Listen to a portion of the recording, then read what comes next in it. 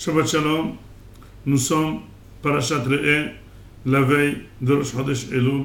Nous préparons Be'ezrat Hashem Tbarach à ce Chodesh de Rahamim, de Selihot, au Yamim Noraim, l'Yom Adin, l'Yom Kippourim. Et il faut qu'on commence à se remuer pour nous préparer à juste titre et pour révéler quelles sont nos faiblesses tout au long de l'année pour pouvoir y remédier et remonter la pente.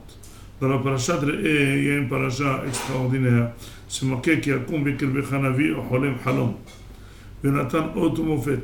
S'il y a un prophète ou un rêveur qui se réveille et dit voilà, demain il va y avoir de la pluie alors qu'en plein été, demain il va y avoir du pain alors qu'on est en plein Ra'av, ou bien Odéa Mofet.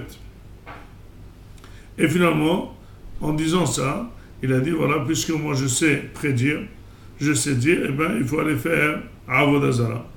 C'est marqué Lo Tishma et Divrei Anaviyahu. Si ce Navi, avec tout ce qu'il prédit, et il se révèle vrai, il te conduit vers Avodah Zara, il ne faut pas l'écouter, parce que sachez que c'est une épreuve de la Kadosh Baruch Hu qui est en train de vous prouver est-ce que vous êtes réellement avec lui ou pas. La question que pose les Mefarshim, il s'agit ici de quelqu'un qui vient et qui fait des miracles, et en principe, quelqu'un de miraculeux, on le croit. Et puisqu'il nous dirige vers un chemin de Avodah Zara, on est voué à l'écouter.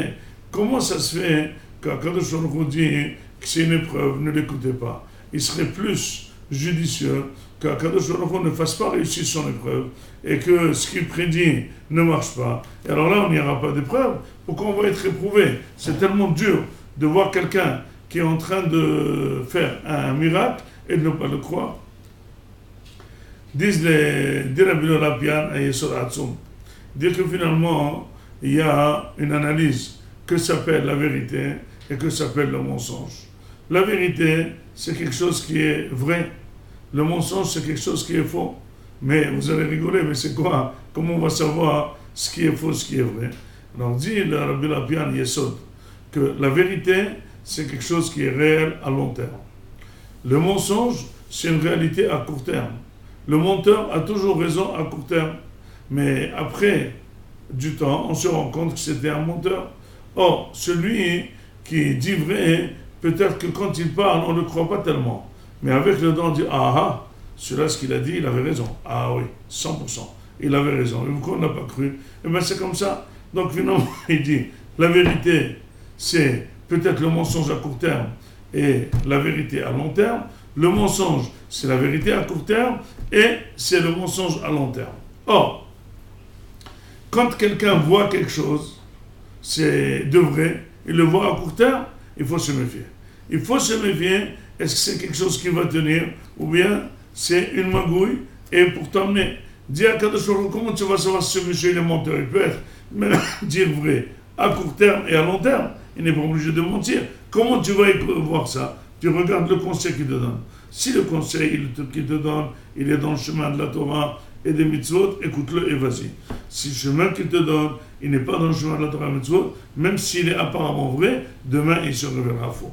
Et donc finalement, ça nous donne une image. C'est quoi la vérité? Il ne faut pas se fier aux apparences. Il ne faut pas se fier aux vérités très présentes. Il faut voir à long terme. C'est pour ça que, par exemple, quelqu'un qui travaille, il n'a pas tellement le temps d'aller à la prière le matin. Eh bien, il pense qu'à court terme, il voit que quand il ne va pas à la prière, il a plus de temps de travailler, etc., etc. Mais ça marche. Eh bien, qu'est-ce qu'il va faire? Eh bien, il mettra le filet dans le parking et il montera au travail, etc., etc. Qu'est-ce qu'il va faire? Il faut le comprendre. Mais finalement, à long terme, il va voir que tout cet abus de travail ne servait à rien. Il peut perdre tout son argent d'un coup et on me dit pourquoi je n'ai pas prié. Il ne faut jamais voir l'analyse à court terme. Il faut voir l'analyse à long terme.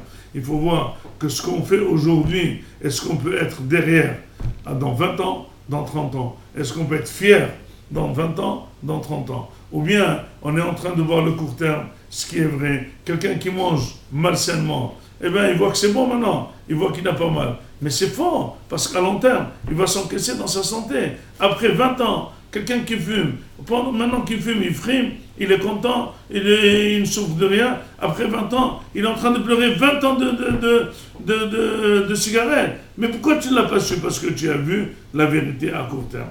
Et finalement, c'est ça l'enseignement pour Avodat Hashem. Messieurs, dames, réveillez-vous. Nous sommes la veille encore de ce Rosh Hashanah. Akadosh Baruch Hu, chaque année, nous donne une période d'examen pour pouvoir réviser les leçons. C'est une leçon qu'il faut réviser. Notre mode de vie, est-ce qu'il est fier? Est-ce qu'il est fiable? Est-ce qu'il est contrôlable? Est-ce qu'il il tient la route à long terme? S'il tient la route à long terme, il est dans le chemin d'Hachem, c'est le vrai chemin, c'est le chemin qui n'a pas de regret, c'est le chemin qui nous mènera à nous, à nos enfants, à nos petits-enfants, et qui nous amènera à la Géoula, et Hiratson, Shabbat, Shalom.